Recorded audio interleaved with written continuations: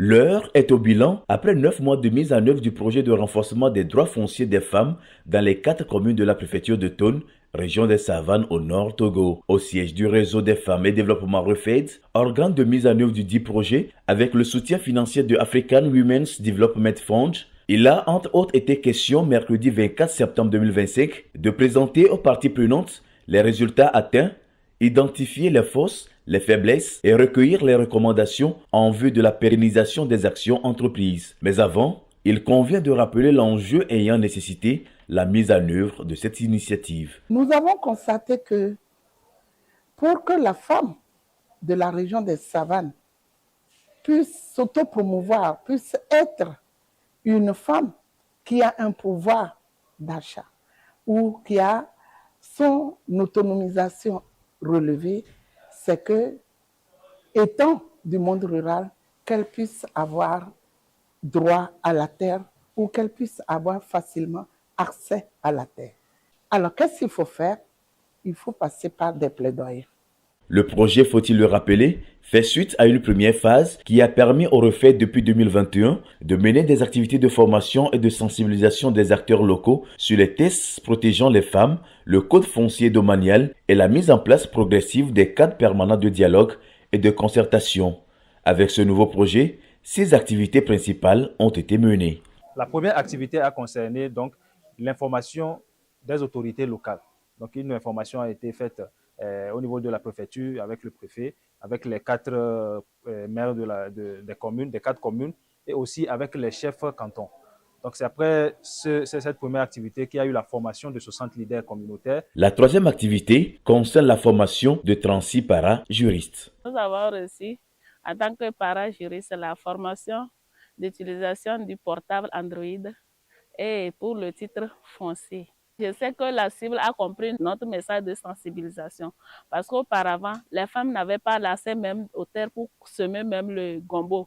Mais maintenant, je vois que les femmes cultivent plus et les femmes font beaucoup de maraîchage et grâce à nos formations qu'on a fait dans nos localités. Ensuite, les compétences de 24 membres des cadres permanents de dialogue et de concertation ont été renforcées avec des modules sur la médiation et l'accompagnement juridique. Notre rôle dans ce projet, c'est discuter avec les chefs coutumiers, les leaders locaux, pour trouver un point d'entente pour que le foncier soit doté à la femme. Et nous avons réussi grâce à ce projet. Actuellement, la communauté a compris qu'avec le code foncier domanial, qu'il faut vraiment attribuer le foncier à la femme. Afin de faciliter l'accès aux tests juridiques, il a été procédé à l'achat et à la distribution de 133 exemplaires du code foncier domanial distribués aux différents acteurs. Enfin, en termes d'activité, ces émissions radio ont été diffusées sur 8 mois et ont sensibilisé la masse sur les droits fonciers des femmes. Ces actions ont eu pour conséquence des résultats qui réjouissent aujourd'hui le REFED. Nous sommes satisfaits du fait que les autorités locales ont compris pourquoi il faut que la femme ait accès ou ait droit à la terre.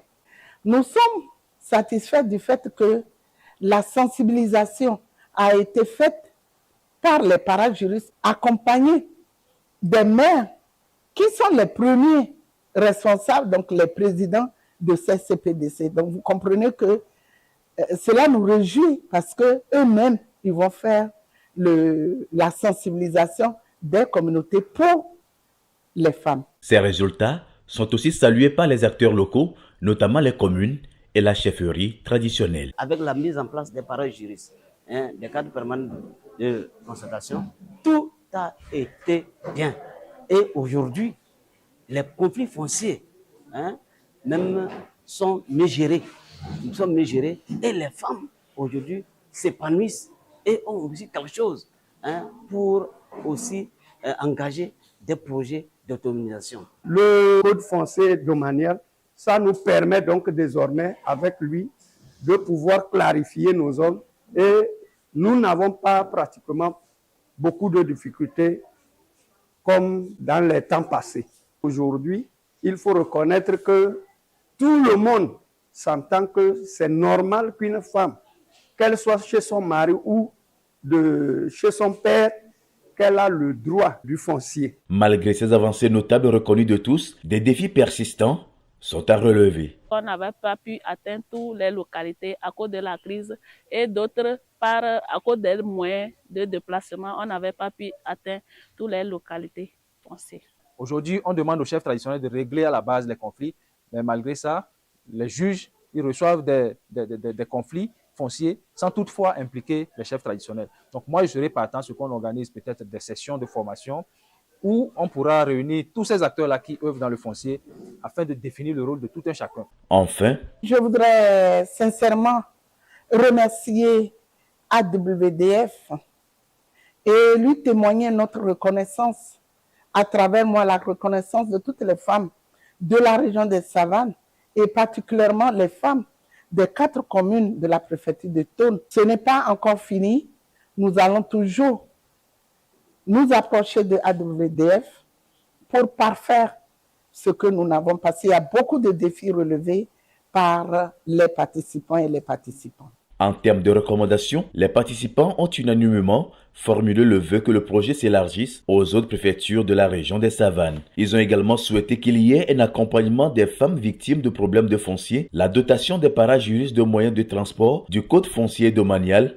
sans oublier la poursuite des émissions radiophoniques.